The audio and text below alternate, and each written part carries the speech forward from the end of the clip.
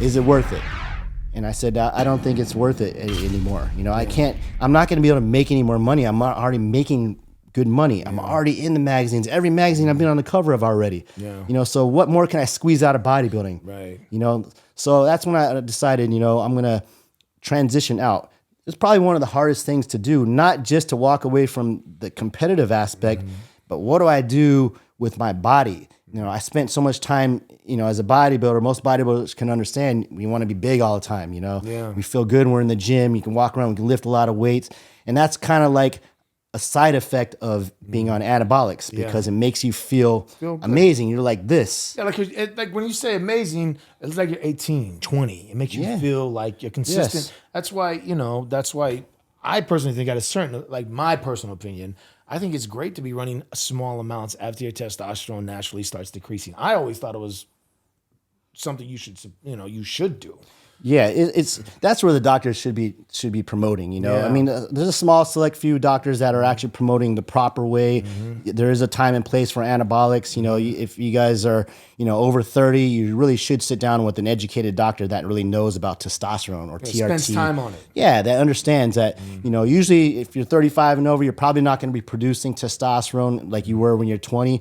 So if you were deficient in iron, when you take iron, if you're lacking vitamin C, wouldn't you take vitamin C? So if your testosterone is low, which most men, it's going to be low, why not take testosterone, you know, the proper way? It makes sense. I mean, like, why wouldn't you? But like I said, it's so frowned upon. Still, it's got a bad name. Still, people are looking on it. But I mean, like, and not too many. I mean, I don't know. It's kind of, people are starting to talk about it a little bit more. I mean, most of the people that are going to talk shit and talk down about it are they don't understand. They're insecure themselves. Yeah. You know, so they just need something to talk shit about. Or push business towards them. Or that too, right. Or, you know, just a lot of it is like, you got to watch those corners of hate and everything. Because, I mean, that runs prevalent everywhere. Yeah, they'll draw you in and pull you down. Yep. Yeah. I want to talk about sponsors. I want to talk about sponsors next. What's the difference between sponsors today and sponsors back in the day where you were from? Like, you know, when you were competing actively, what's the major difference in them?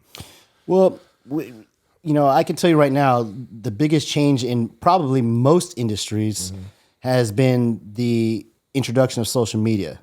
So social media has helped a lot of aspects of a lot of things. You know, accessibility of things. Everyone's become smart because of social media. You can have access to educate yourself. Or think they do. Yeah, sometimes it's too much, right? You get a lot of bad information. There's a lot of bad information on social media, like a lot. You know, drink this tea. You'll have a every other day. It's like, you know, vitamin C is bad for you. The next day, vitamin C is good for you. You know, drink too much water will kill you. It's like, you hear all these things, but back to the topic of, you know, social media. So back then, sponsorships were paying. You know, you could actually make a career and a living off of bodybuilding because, like I said, I can attest to it. You know, my highlight of my career, you know, as just a bodybuilder, as my side gig, as sponsorships, I was probably making about $18,000 a month on sponsorships, and that's just to lift weights, take pictures. That's great. That's especially back then. That's like at least 50 grand now. Nowadays. What's up, everybody? I'm Big Daddy Swolls. Hopefully you're enjoying your entertainment on BDS TV. If you are, please make sure to give me a like, comment, and subscribe so you guys can be the first to be notified about new content that's released. Also, be sure to check out my website, my music page, my social media platforms, and our merchandise store, all listed on the links below. That's just not happening. Nowadays, you know, the new word is ambassador. Ambassador is these companies will come on. Codes. Yeah, they're not going to pay you a monetary number anymore. They're just going to give you product, give you a discount code.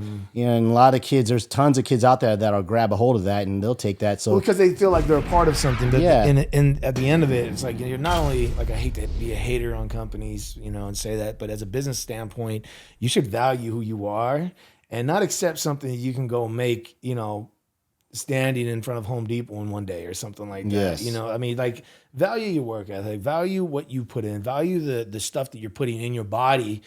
You know, need I say more? And like what you're giving up, what you're sacrificing. Is that really worth $300 or discount code to put in front of all your people? I mean, is it worth it? I mean, would you consider it worth it? I mean, for me, I mean, I understand, you know, the kids that are up and coming, you know, it's hard to tell a kid, don't take that deal. It's but it's hard to tell someone that. But at the same time, the companies, a lot of times it's the companies. You know, I agree. They know they know where they can squeeze out of kids now. Oh yeah, and like as a business owner, and what we're both business owners. I just feel like, yeah, they can reach more people. That's a business standpoint. That's very smart for a company. Very smart. I agree with it 100%. But as being exploited yourself, because you are being exploited, and being exploited is not a good thing, just in case you guys know. Even though you work for exploitation, it's a trade-off. Your privacy leaves and your income is supposed to get higher. Your privacy is being exposed for nothing. They're supposed to be a trade-off from being exploited all the way, in. I mean, the reason why these celebrities are willing to take that deal, they can go get those houses, they can go build up those big fences, they can hire these chauffeurs, they can get the security, you're out here trying to exploit yourself for free. That's my personal standpoint on it. Because like for me, I won't move my feet for $300. Right. There's no way. I have dinners for $300, bro. Right. I mean, I spend $300 going to the gas station. Right. So I mean, for me, it just doesn't make sense. But I mean, how do you feel about, without hating on any companies, because your companies are smart, and I appreciate it. And I know these little kids ain't gonna listen to shit anyways. But I'm being honest. Like it is different. What are your thoughts on it? Like, do you think that there's anything that should change on that, or do you think it is what it is? I think it is what it is at this point. I mean, because not even just in our industry, I see it, across the board. Really, it's everything's free, pretty much. Yeah, people got to figure out other ways to make money, how to make a living, and that's just how it is right now. But because I remember Jay telling me he would take his posters and he would send them to every single show to be a guest poser.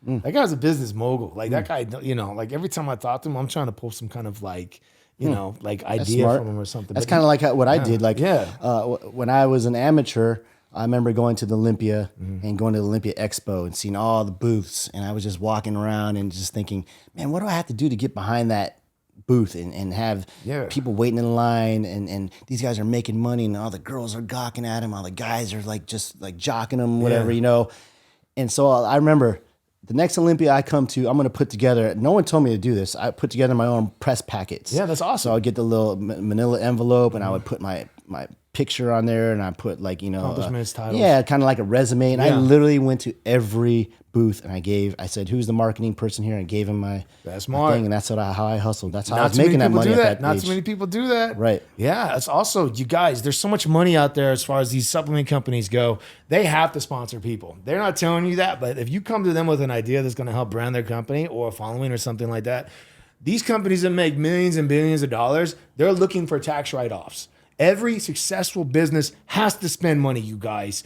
Don't forget that. Every business does. Because it's either that, or they give it to the government, or they find a way to put it back into marketing somehow. And do you want to be part of that marketing package? I would say yes. Most of you guys are. But nowadays, it costs more. It takes more than just a social media following. Oh, yeah. You have to have hustle. something behind that. Yes. You have to merge a talent or something behind that. So, I mean, would you agree on... Well, yeah, I think at this point now, like, when social media first, the inception of it, a lot of these companies saw, man, I can grab these good looking dudes that no one knows, but man, they can give me the same type of content for nothing. Yeah. Now you're starting to realize that they have nothing behind them though. You know what I mean? Well, it's like, okay, so like, let's just say you go to the Jay Cutler's booth, right? Even still today. And I tell this all the time. I was like, you go to Jay Cutler's booth, there is a line like for days, like sometimes all the way to the end of the doors sometimes, just for Jay, all right? That's just for Jay. Then you got someone who comes along with a shitload more followers than Jay and has got 0 people waiting in line to take a picture with him. 0 following. Like, I think there's a following, but it's 0 fans, I mean, there is an exception to that too. Exceptions. You're absolutely right. But like let's rewind a little bit. When social media first came, like when Instagram was first hot, I remember I was with my wife. We were at one of these expos. And there was a few bodybuilders, our friends, that normally would have these long lines, and they didn't have that many. And I remember trying to make it through. What the hell is this line for? Right. I go to the front of the line, and I'm like, who the hell is this guy? Right. Everyone's like, oh, you don't know who that is? That's John Smith from Instagram. Yeah. I was like, wow, who the hell is that? And I go and I'm like, Nothing. He just takes cool pictures, That's kind of like the phase it went through, you know? It's still kind of there. It's still kind of there. Yeah. I think it's starting, the masses are starting to realize that all this guy is just a social media guy. He's not a credentialed bodybuilder. Filters, everyone's got a filter now. They can just put it on. They can make you seem like, you are what you are. I mean, for me, it's like, I always value talent over a following. I mean, like, okay, let's just, I hate to go back to Jay so much, or even you. Let's just say that's you. Like, you're someone I will call up and talk about a business structure or a plan or offer something more than just, yo, man, I took a cool picture.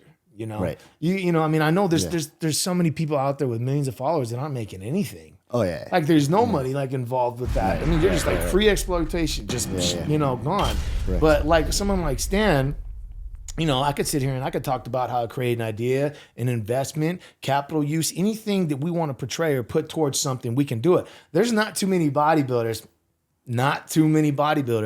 that are focusing on the business aspect of this. It's just like, now it's like you have to create everything, hence the studio, hence the music, hence the everything that we put ourselves in front of. It's so much more of a package you have to bring to the table. You know, you have to be able to bring all this in and then take it to someone and then say, look what I can do. So it's not just so much, you know. Yeah. You feel me? So like, you know, like Jay or you know, like very, very small select few have a lot of money. Very small select few have, and it's not just the people that win titles. Right. It's not just the people that win titles. Some of those people will get their money, but you know, half of that's gone to taxes.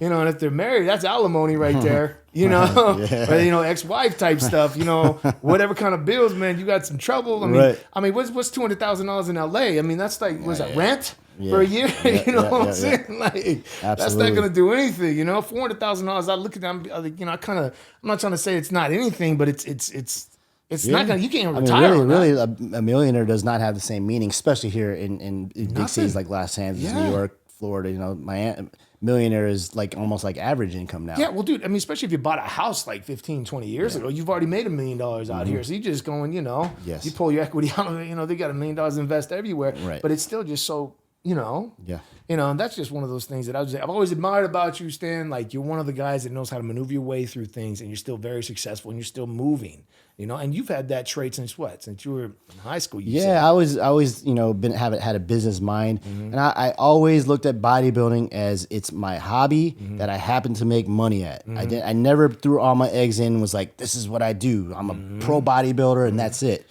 Yeah. I always, even to the very end, bodybuilding was like third, fourth down the line. It's just a part of it. Yeah, just a part of it, you know? And the reason why I was able to stay so long is because I always looked at it like that. I still had to have fun with it. The Big Daddy